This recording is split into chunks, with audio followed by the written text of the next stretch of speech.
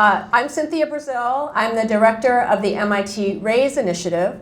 RAISE stands for Responsible AI for Social Empowerment and Education. We've created a lot of the curriculum, and we originated the program of Day of AI that's brought you here today. So we are super excited to have you here to celebrate today with us.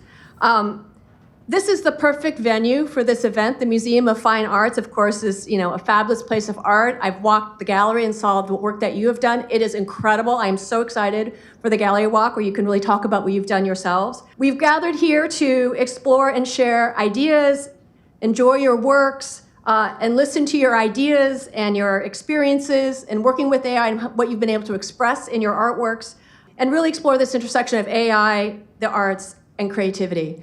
I want to thank the MFA staff, the museum director, Matthew Teitelbaum, for hosting us today. We're so delighted to be here. Okay, East Boston High School, I know you're here. Woo! All right, we are so excited. Big welcome and thank you to Christopher Leone and Headmaster Philip Frankfort for your support. Yeah, we really appreciate that. And Brooke High School. Woo! All right. All right. So welcome to all of you and to Vice Principal Adam Doberfuel. We're so excited to have you here. We also have some very special guests from Vertex Foundation, MathWorks Foundation, and the Jews Foundation. So welcome. All right. Woo! All right. So we live in interesting times in this era of AI, where we know that AI is changing everything. In the media, we've already seen the impact of AI in creative expression and the creative arts, both positive and maybe not so positive, sparking innovation, controversy, and even legal debates. So just some recent examples. In 2025, the Academy of Motion Picture Arts and Sciences announced that films utilizing AI are eligible for Oscar nominations. Now, this decision follows instances like Adrian Brody's AI voice refined Hungarian accent in his Best Actor win for The Brutalist, and the use of voice cloning to enhance the singing performance in the musical Emilia Perez. I didn't even know that. In 2022, MoMA held a major exhibition called Unsupervised that featured the generative AI work of Rafiq Anadol. And soon, Dataland, a new AI art museum, is set to open in late 2025 this year in Los Angeles as the world's first museum dedicated to AI-assisted art. One final example, wildlife photographer Tim Flatch raised concerns after discovering that he is one of the most scraped artists on the internet, and his work has been used to train AI platforms that replicate his distinctive portraits, animal portraits. More broadly, the intellectual property rights of artists and the use of their works in training AI models without their permission has resulted in multiple legal battles. So this is kind of just some recent examples of the landscape that is unfolding before us today and brings us here to this Day of AI program at the intersection of AI and arts. So, generative AI models, tools, applications, they're advancing rapidly. We all know that, right? The use of these technologies and how they can responsibly empower, support, and even enhance human creativity is really a key question in the era of AI, not only for the arts, but for all disciplines, for all kinds of creative works and enterprises that we do. So this is a big reason why we created the Day of AI program. Every year we develop and release innovative new curriculum that empower teachers to bring AI into their K-12 classrooms around topics that are of strong interest and concern for their students. For instance, last year we held an event at the Boston Museum of Science. We released a curriculum on AI, data science, and climate. And so this year, of course, we released curriculum on AI in the arts, which of course brings you all here today. So we do this at MIT RAISE because we believe that AI is for everyone. And everyone has a unique voice that is worthy of being expressed in creative ways. And sometimes those ways can include using AI. Our materials, just so you know, in terms of our impact, have been used in 170 countries by over 1 million students. So you are part of a much bigger group of students who are exploring AI in creative new ways. And so today is our annual day of global sharing and celebration. showcasing what K-12 students like you are doing with the Day of AI curriculum. So this event really is to celebrate you, the teachers, the students, and we are so excited to hear you speak about your artworks today. Again, I've walked through the gallery. I'm just blown away. I'm just so impressed. I hope you're super proud of what you've done. So before I hand it over to Safinah, I want to share something that I created with AI. It's a short poem. The Future Draws. At the museum, walls once still now echo with a newer thrill. Kids with laptops bright and keen turn thoughts into images unseen. A robot's dream, a sunset song, AI helps art belong, not to replace, but to extend. A brush, a partner, not an end. On Day of AI, young minds show how tech and talent freely grow. In every frame, their voices gleam, and the future draws and dares to dream. Thank you, ChatGPT. All right, and now with that, I want to turn it over to our first amazing speaker, Safinah Ali. I'm going to read a quick bio. I know Safinah so well. She's actually my PhD student. She just graduated and is now a professor at NYU University, where she is rocking the world. Her work, her PhD work, actually formed the basis of this curriculum. So Safinah is a rock star and is, she is ever present in the whole day that you're going to hear about today. More formally, Safinah earned her PhD from MIT in the Media Lab as my student, where she works to develop AI tools, agents, and curriculum that support creative learning. As part of that work, she developed this art and AI curriculum and held workshops that has then been adapted for this particular program. Her role as an educator and researcher helped shape the future generation of creators while exploring how AI technology impacts them. She's also a visual artist, and we definitely leveraged that talent when she was a graduate student in my group early and often. And she writes about how AI can help and hinder artists in the future. So please help me welcome Safinah to the stage. My name is Safinah, and I'm so excited to meet you all today. Before I start, I have a question. How many of you think you're an artist? How many of you think AI is an artist?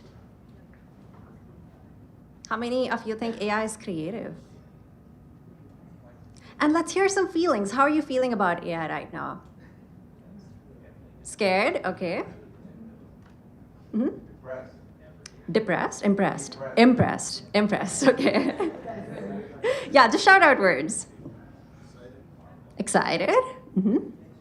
Curious. So I find AI and art such an exciting topic because there's all these ways people are feeling about it, all these ways I'm feeling about it, and I feel anxious, I feel excited, I feel concerned, I feel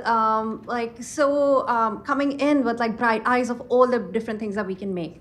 I was asked today to speak about why art and AI matters, and then I walked in today and looked at all of your work, and I don't think you need to hear why art and AI matters. You've made such beautiful artworks that use AI already. You're already all artists that have been using AI to make these exciting things. I approached this work from being an artist first. So my form of art making is visual art. I make a lot of paintings. I do a lot of mixed media.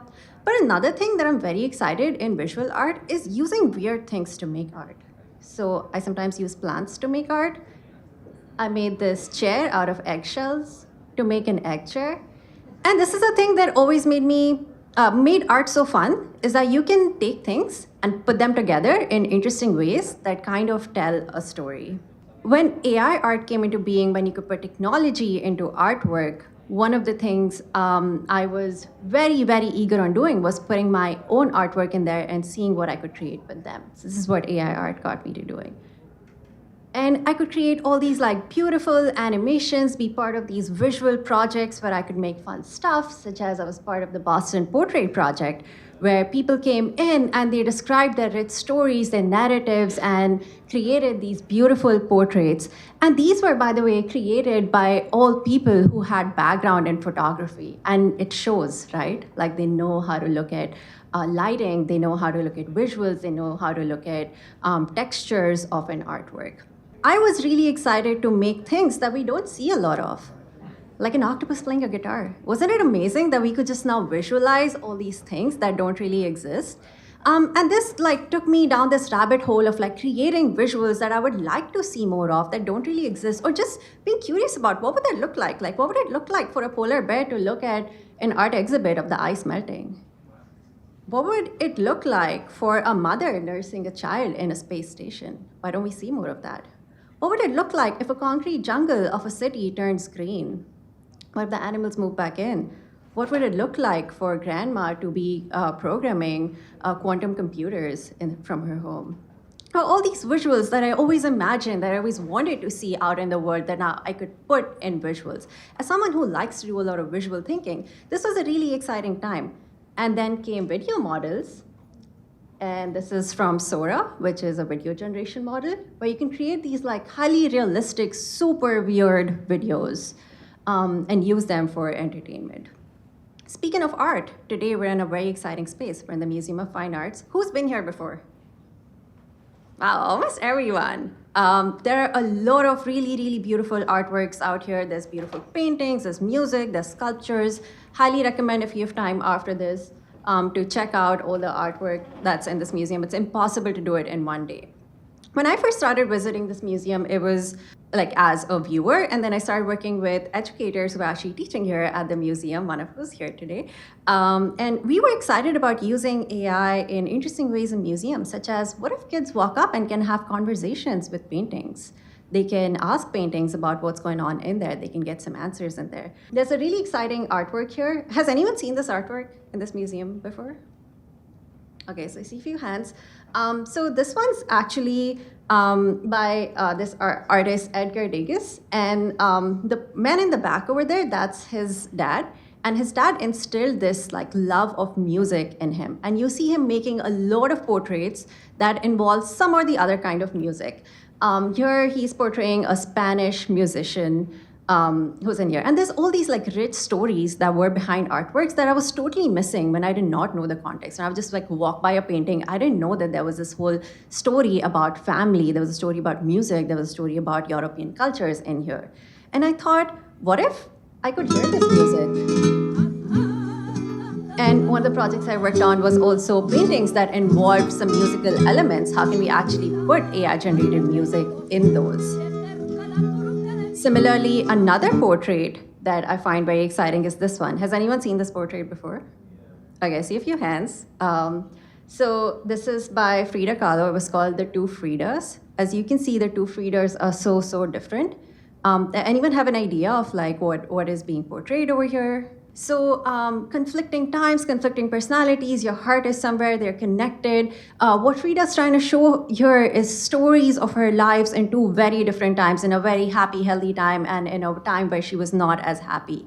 And when I look at this, I think it would be so nice if we can have the two Fridas speak with each other, right? My heart feels and now a we little can bit with leaky, AI.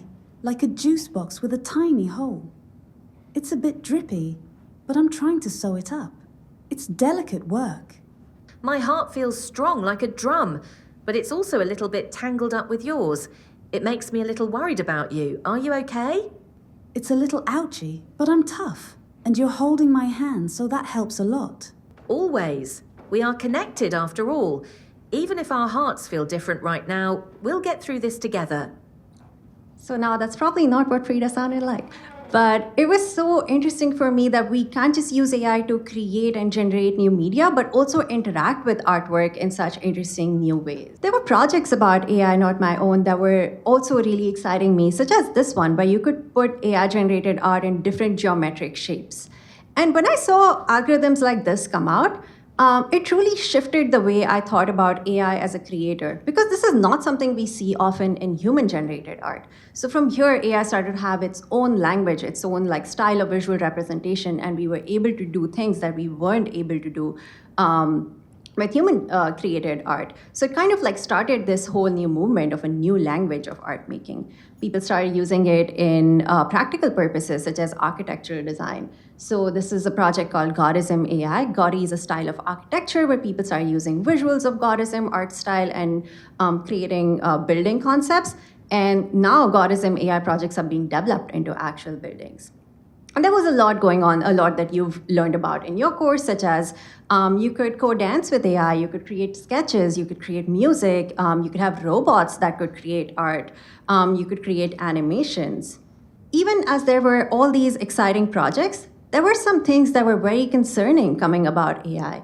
When I used to create images, when I used to have people create portraits, I used to always be bothered, like, why is the teacher always a man? Why is the pretty girl always a young white girl?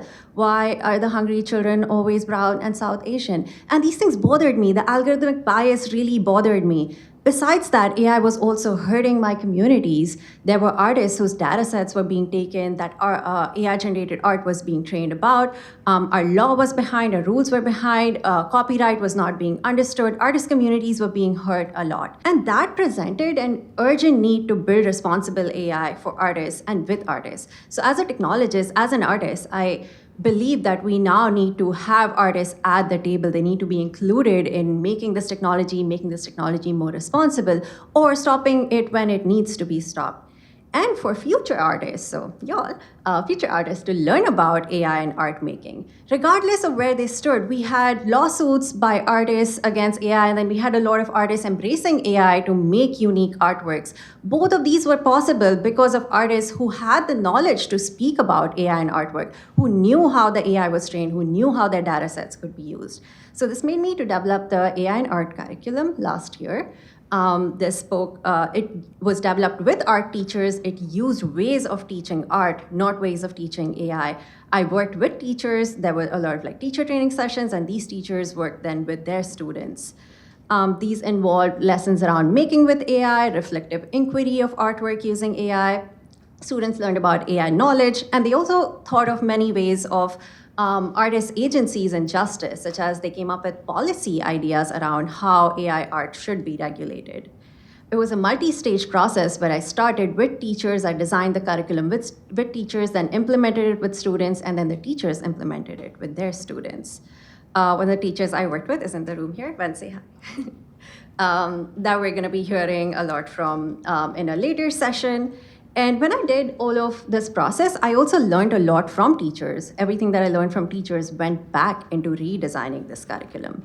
So let's look at some of the visuals of what students designed. So these were some early portraits that they drew, and like you, they also used generative AI models to create their portraits. They also spoke very deeply about their artwork. Of how I can improve, and here's my work, and I wrote how do I make my character feel more emotional and more sad, and AI wrote back to change the color and to for the expression, make their character have more gloomy feelings to it, which is I added some blue and I gave my character a frown face.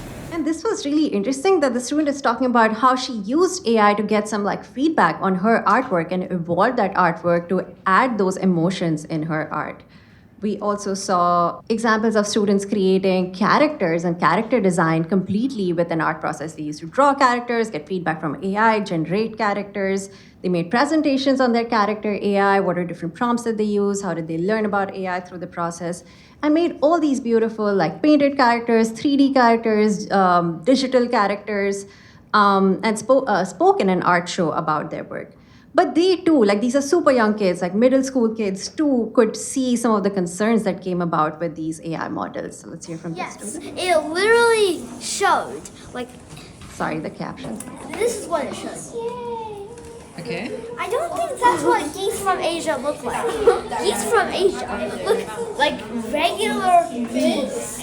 What is wrong? So this is a super young kid, if the voice wasn't clear. They're concerned about the stereotypes that show up. They were just trying to create geese from Asia, and they're concerned about the stereotypes that show up in how the geese are being represented.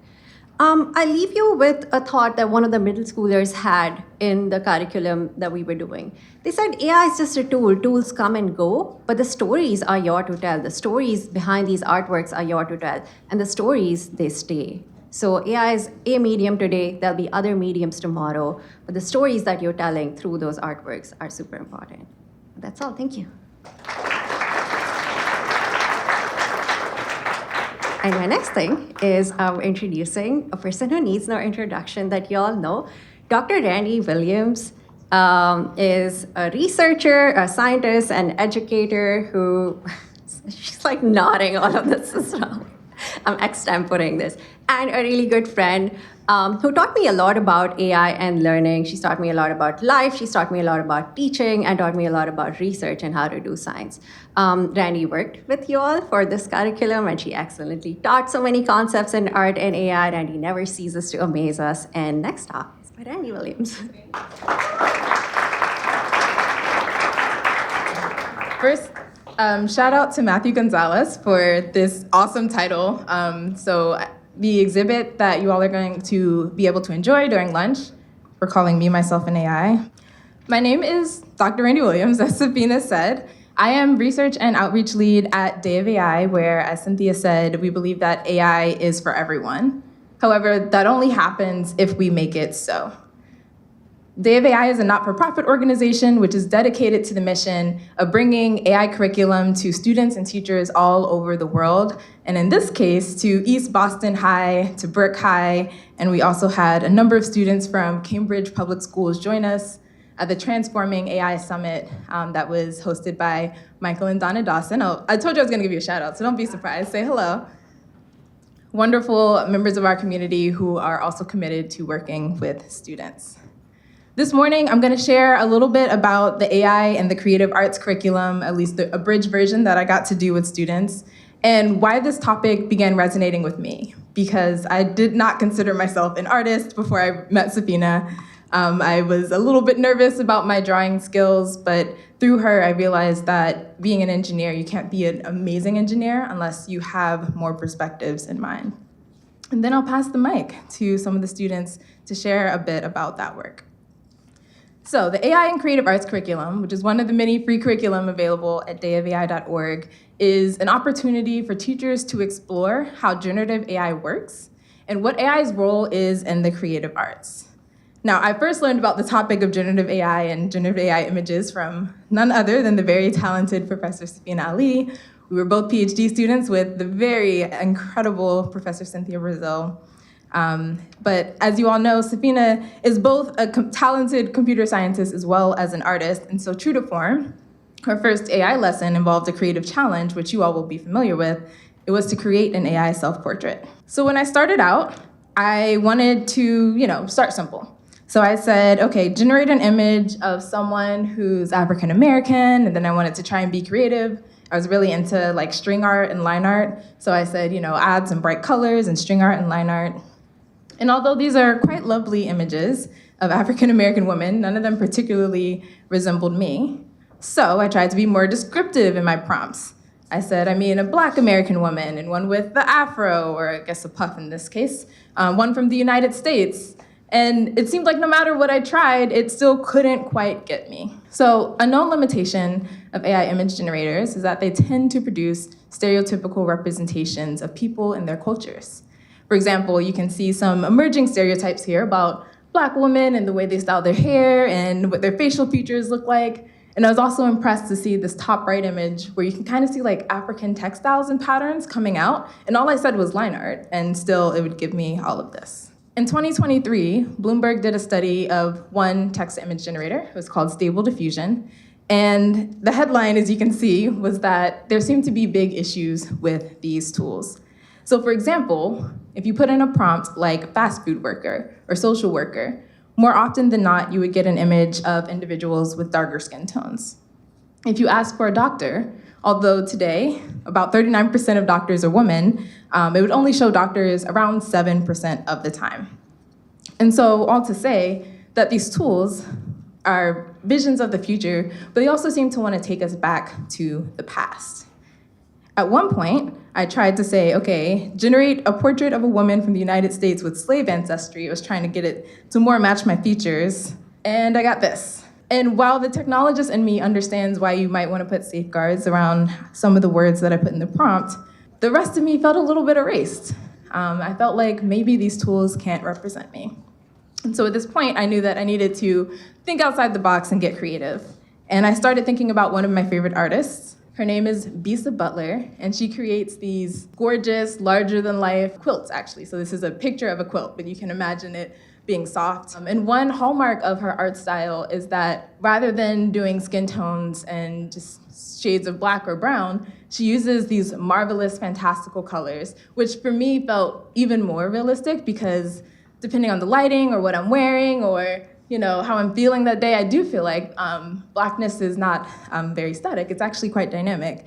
And I felt that this work represented that. Her art style comes from a painful yet pivotal moment in her art education, where she describes trying to make a portrait of herself as a younger student, but not having a black crayon available to her. And so her teacher said, well, if you mix all the crayons together, then you'll get black. And so she took a bunch of crayons, was mixing them for hours and hours and hours. And the result that she got in the end, as people looked at it, they were like, well, this is amazing. So with that in mind, I took my metaphorical crayons out of the box and began generating lots and lots of images. So I started thinking about myself as, yes, an African-American woman, but also a daughter and a researcher and an engineer and a Maryland native. And then I brought all of these images together into a single composite image, which resulted in my algorithmically mediated self-portrait. I believe that this self-portrait reflects the importance of what we're celebrating and honoring here today, which is that none of us are just a single identity. We're better represented by a tapestry woven together, and the different perspectives in the room are really what can turn this technology into something great. So certainly in the AI and the creative arts curriculum, students consider, yes, the opportunities, but also the limitations of AI, algorithmic bias, copyright issues, the environmental impact, many of them which we've spoken about already. And I think the reason that is important for every teacher and every student is because the challenges that we face today are complex. They're wicked problems, they're dynamic, they have unique solutions. As soon as you pull on one string, it seems like another thing pops up. And that's the practice that students need in the path forward.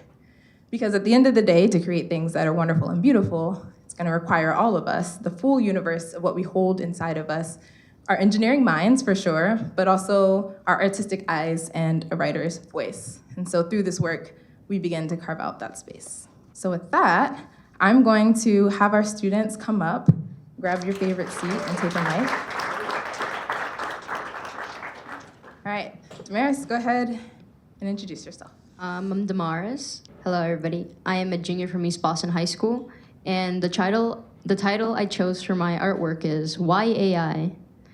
The idealization that AI brings to the table is personally very disturbing to me as an artist. Well, I call myself an artist, but when I use AI, it doesn't really feel like a good feeling.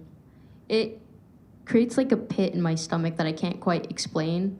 When you generate an image, it doesn't try its best to correct its mistakes. It can give other teens like a feeling of envy to look like one of the portraits that they generate. The idealization between each and every form that you type in is the same face, the same eyes.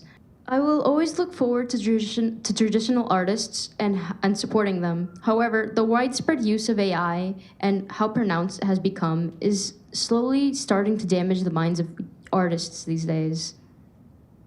But having said all of that, I don't believe that AI is entirely evil. It can be used to bring ideas to authors, to writers, to creators. It gives them ideas. Perhaps if a writer is in writer's block and they need at least a little bit of something to help them, it's a tool to use. Nice. Thank you, Damar. I appreciate the reflection on the psychological impact of AI.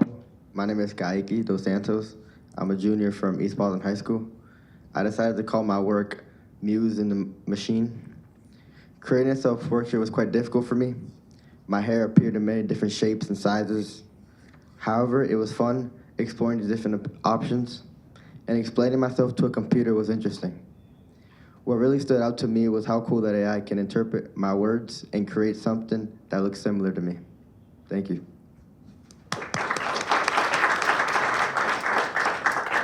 So I'm Lucibel Perez. I'm a sophomore at Brooke High School, And I've been drawing for over almost 12 years now. And this is my portrait. It's called an ambivalent portrait. As you can tell, I didn't really use AI at all. So when I initially heard of this program, I thought it was going to be like a debate-based program where one side says, oh, why AI is bad, why AI is good. I didn't think it was going to be more of this homogenous conversation, which actually I think it's more nuanced than most debates about AI and art. And when I realized I had to make a portrait about AI, I couldn't see myself to do that because I did multiple researches talking about the environmental impacts. There have been numerous studies and an approximate estimation that in 2026, AI data centers are going to produce the same level of carbon dioxide as the country of Belgium, which is honestly kind of scary. I would recommend that you all do your own research because a lot of people need to be more aware of other issues that AI poses apart from humanities and psychological issues. I just can't take myself to use AI like that. So the picture here, I just tried to mimic the feeling I have with using AI, the sort of haze of this haze of feeling uncomfortable and slightly off. I took a long, hard look at myself in the mirror, obviously, because I had to make this picture. And I realized that I kind of decided to just make my features look more melted, I decided to take out my flaws a lot more. This is very different to what I usually have. I usually have very colorful, very aesthetically pleasing art that tries to make everything look pretty. So trying to make myself look intentionally quote-unquote ugly was actually pretty hard. And I actually did have to look at some already generated AI, to look at that. I simply just looked at my peers' drawings, my peers' art from AI to just simply go off of that. But yeah, I'm just glad to just be able to share the impacts, and I do believe that our AI can work with some things. I just feel in the current state of the world, we shouldn't explore that until we're sure that we have at least some sort of cover, in case AI does something hurt the environment that much.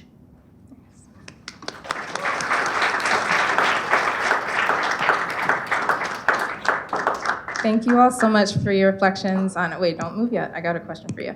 So why don't we start with Lucibel and go down? What is one thing that every high schooler should get to learn about AI? I feel a lot of people demonize AI and people who use AI oh, they're so lazy, oh, is that. When in reality, a lot of times people resort to AI is that they're scared. They're scared of feeling they failed at something. I remember one time I almost used AI. I think it was around 9th grade. It was an essay. I was about to scrap it because I thought, oh, this is probably stupid. This is stupid. Everyone else probably didn't do it. When in reality, I was just feeling desperate because I just felt pressured by everyone. So even if you need a little help, even if you use AI or not, I feel just high schoolers using AI, just note that if you do use AI, just be open about telling people use AI. Don't lie about that because at the end of the day, it's okay to need help sometimes.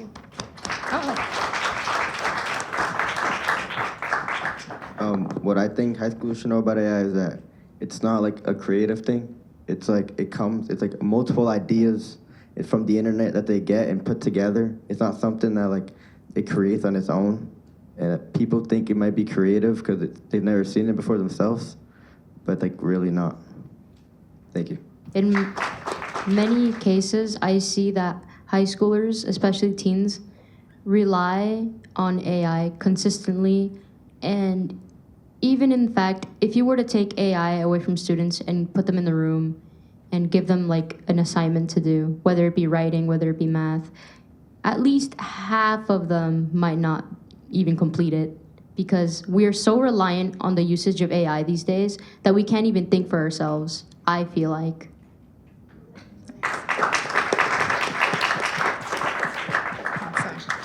All right, thank you three. But now I get to bring up, I was smiling at her because I get to introduce her now. I will bring up Professor Safinah Ali, who is not only my lab mate, but my roommate and my birthday twin. And I will say someone who just thinks so deeply about the world and what we can create with it and how we might inspire others to create as you've inspired me. Safinah.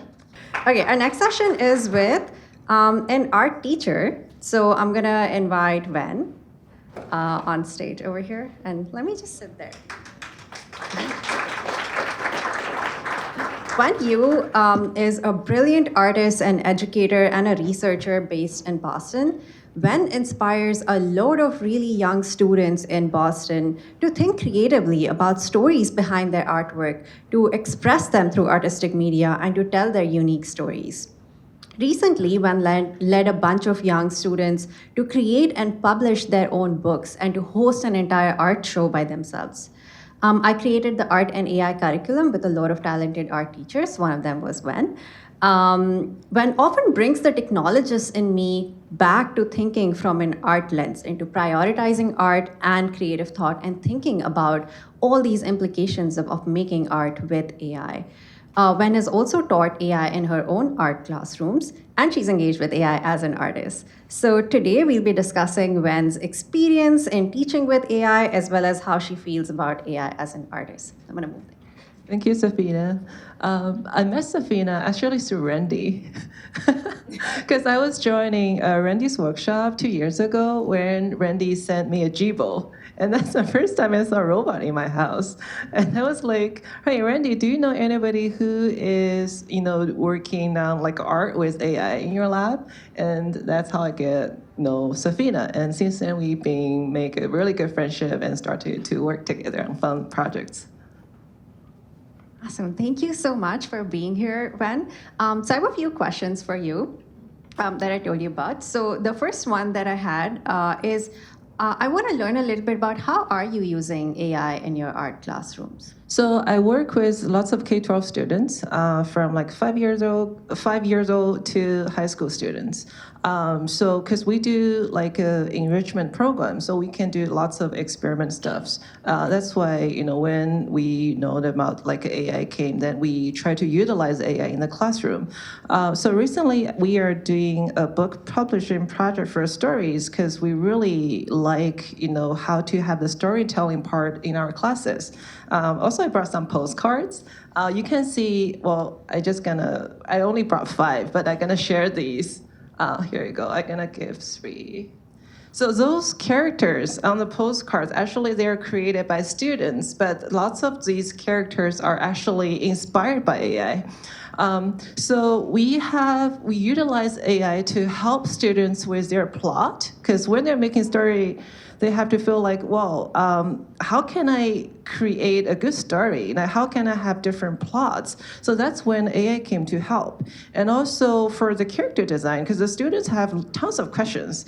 And if they're gonna work on the book, they have to narrow down their story into one or 2 characters, but not 50. But we have a 5 years old or 7 years old. He said, we wanna have 50 characters, can we? So that's when Safinah's the character tool came to help as well. So we have them to test it out to see what works the best for them in terms of characters. And for another case is last summer, I worked with Safinah in her workshop. So we have been telling students, by the end of the workshop, you guys are going to make an independent project, doesn't matter what it is. So we have a girl, her name is Jackie. She is 12 years old, right? So she made a video based on her story. So she created a character with Dali, and she used Suno for the background music, and also she used a Dali again for the background picture. And then she had such a workflow, and by the end of the project, she was able to edit them and make that into a character fighting video. So I think that's very interesting to see how the students incorporating different AI tools in their work. Yeah. Thank you, Wen. What you just said reminded me of when we ran workshops last year. There were middle school workshops, and then there were high school workshops, and then there was a high school student who had a very interesting thing to say. She said that she was a senior, and she said that I actually grew up without AI, like there was no AI around to make art. When we were in middle school or when we were in elementary school. But now I see young kids coming in already knowing about AI and art. Now I already see middle schoolers using AI to create artwork. Have you been noticing that in your work, like as you go on every year, like the students know more and more about AI? Yeah, actually, this is what I just realized recently, because I also want to discuss with you, is last year, I remember when we had a workshop, high school students, she said, well, we don't have any classes in high school school taught us about AI, but for the rest of the world, there has been AI videos, AI, generative AI everywhere.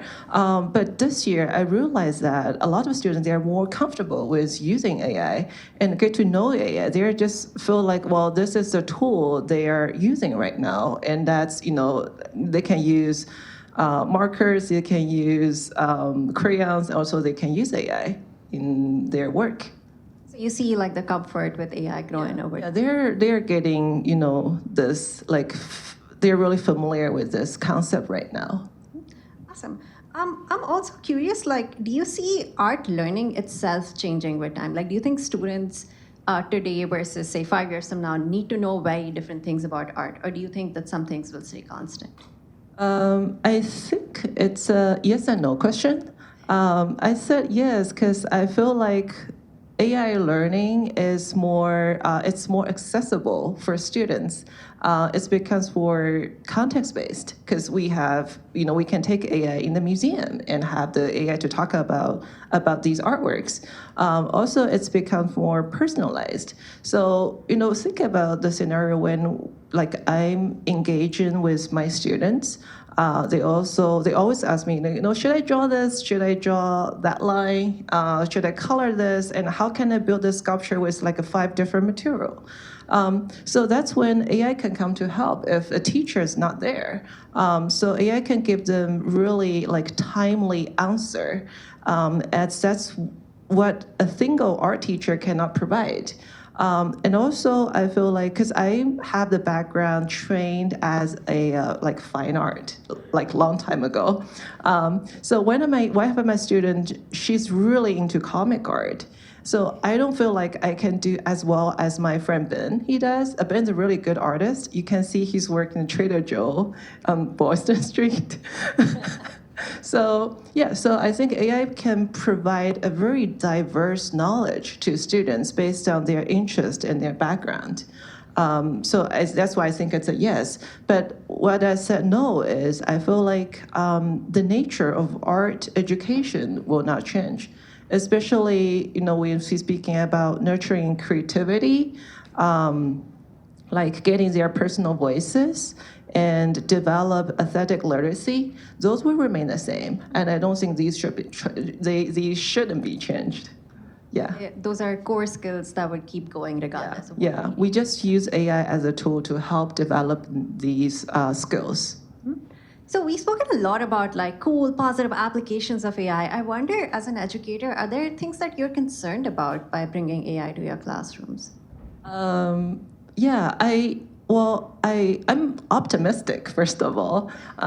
So I always hope students will understand the power of AI, but not overly dependent on that, because I have heard some students talk about that before, especially for younger students. They have to, because sometimes they would just copy an AI-generated image. Then that's no difference from like copying a cartoon, and then you also lost the opportunity even from like copying from a master art piece that you're probably going to learn more from that. So that's one thing I'm concerned about. The second point is I feel like sometimes students are not patient. I remember like last year, like one of the students, she just tried 1 or 2 prompts and she didn't get what she wanted, and she just gave up. And I saw how she got discouraged. But I feel like AI is like any other tools that you're using in your life. There's a learning curve for that. And as the technology gets better, the curve should probably gonna get lower. But you have to learn how to co-live with the tool, because this is like the tool we're gonna use for everyday life in the future. So that's my concern. But of course, there are some ethic issues I think the students should also be aware of. Yeah, I also, like as an educator, often get worried about this like one-shot use of AI. Like you put in a prompt, you get a thing, and it's done. That often seems somewhat boring as well. Like I think what's really fun about making art is not just the product that you're making in the end, but the process of going through all the happy mistakes of making this final artwork. Because I feel like sometimes the waiting time is kind of setting a pretty high expectation for students. After I waited for 15 seconds, I'm gonna get a perfect image, but it's not the case, right? Sometimes. My next question was like, as an educator, do you think what we call art, that itself, can change over time? That's a very thought-provoking question. So art bears lots of different interpretations. As you can see, all these arts in this museum, right, coming from different period of time, come from different artists. So I asked GPT this last night. I asked GPT. Cheated on my question. Yeah, because I couldn't figure it out. It's a very big question. So I asked GPT, what is art? And this is what GPT told me. She said, art is, well, I said she. So GPT said, art is a form of human creativity. And I really like how it centers on human. Because I believe, with AI, the development of AI, the way we create, we express, and we perceive art will change. And maybe the notion of art will be bored as well. And we have seen it for many times. Like when all those Impressionist artists came, they took their work off from the wall of the salon artist. And also when Duchamp came, he brought a fountain and said, forget of those paintings. Art is about your mind. So, we have seen people or artists redefining what art is over the years. But I don't think the reason why we are going to make art will change. It's exactly the reason, I'm not sure how many of you have checked out the Van Gogh exhibition here recently. It's a reason that we are still enjoying Van Gogh. It's not because of, the brushstrokes, or not only about these brushstrokes or portraits of the faces the artist develops, but also the story, the connection, the kinship of Van Gogh and his friends touches us. If you read those letters, I think that the postman wrote to Van Gogh, you're going to be touched by his words, even it's from like 100 years ago. I think that's a humanity in those artworks that touches us. But for AI, it just gives us opportunity, or it just pushes us to reflect more deeply, to help us to be more sincere, honest, and be authentic to our work and ourselves. Oh, that's so profound. And I often think about art history, and that's so much that we think of as art today was not considered art at some point. Like photography was not considered art, digital art was not considered art, Impressionism was not considered art. It had to be handmade in only certain medium that was considered art. There was actually a time where using certain paints was considered not okay because those were artificially made paints. So it's very fascinating for me to see how the art world has evolved and how different art movements have come about. Okay, my last question. We have a lot of future artists and technologists in the room. What is one advice that you would like to leave them with, or what is something that you think they absolutely need to know? For me, it is don't let AI to replace your imagination and decision.